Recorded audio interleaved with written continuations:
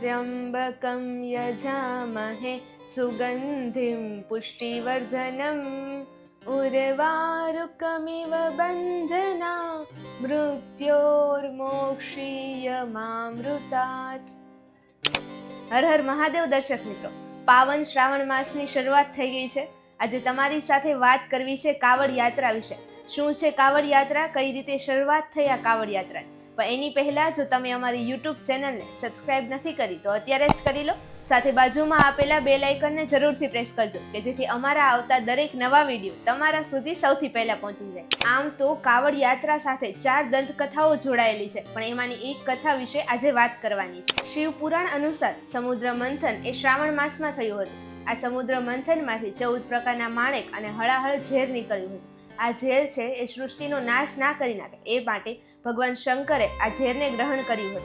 એવું માનવામાં આવે છે કે ભગવાન શિવના સૌથી મોટા ભક્ત એટલે કે રાવણે ભગવાન શિવે જે આ ઝેર ગ્રહણ કર્યું છે એની બળતરા ઓછી કરવા માટે તેમનો સૌથી પહેલી વાર ગંગાજળથી અભિષેક કર્યો હતો। આ અભિષેક રાવણે બાગપત સ્થિત પુરા મહાદેવને કર્યો હતો કે જેમાં ગંગાજળ તેઓ કાવડમાં લાવ્યા હતા અને ત્યારબાદથી આ યાત્રા એ દર વર્ષે ધામધૂમથી ઉજવવામાં આવે છે। મુખ્યત્વે કાવડના 5 પ્રકાર છે કે જેમાં પ્રથમ એટલે કે સામાન્ય કાવડ। સામાન્ય કાવડમાં કાવડિયાઓ પોતાની કાવડ છે કોઈ એક સ્ટેન્ડ પર મૂકીને આરામ લઈ શકે છે કે જેથી તેમનું કાવડ છે એ જમીનને સ્પર્શ ના કરે। ત્યારબાદ દ્વિતીય આવે છે ડાક કાવડ। આ કાવડ એ સૌથી વધારે મુશ્કેલ ગણાય છે કારણ કે આમાં 24 કલાકનો સમય એ નિર્ધારિત હોય છે। આ યાત્રામાં કાવડિયાઓ છે એ પોતાના હાથમાં ગંગાજળ લઈને ઉઘાડા પગે દોટ મૂકે છે। એક કાવડિયો થાકી જાય એટલે તે બીજા કાવડિયાને આ ગંગાજળ પાસ કરે છે। આવી રીતે આ સંપૂર્ણ યાત્રા તેઓ પૂરી કરે છે। ત્યારબાદ તૃતીય આવે છે ઝાંખી કાવડ। આ કાવડ યાત્રામાં શિવ ભક્તો એ ઝાંખી મૂકીને કાવડ યાત્રાની શરૂઆત કરે છે। આશરે 70 થી લઈને 250 કાવડનું તેઓ વહન કરે છે।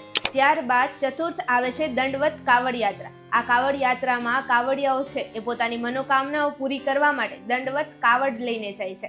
3 થી 5 કિલોમીટર સુધીની આ યાત્રા લાંબી હોય છે। અને અંતિમ એટલે કે પંચમ ઉરી કાવડ યાત્રા। આ કાવડ યાત્રા એ સૌથી મુશ્કેલ ગણાય છે કારણ કે આમાં કાવડિયાઓ છે એકવાર કાવડ લઈને આગળ વધે છે ત્યારે તેઓ કોઈ જગ્યાએ આરામ નથી કરી શકતા કારણ કે તે કાવડને કોઈ એક જગ્યાએ નીચે નથી મૂકવામાં આવતી।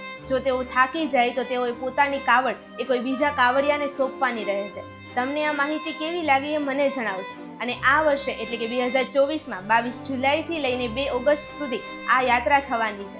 જો તમને આ વિડીયો ગમ્યો હોય તો અત્યારે જ આ ચેનલને સબસ્ક્રાઇબ કરો અને બાજુમાં આપેલા બેલ આઇકન જરૂરથી પ્રેસ કરજો કે જેથી અમારા આવતા દરેક નવા વિડીયો તમારા સુધી સૌથી પહેલા પહોંચી જાય। હર હર મહાદેવ।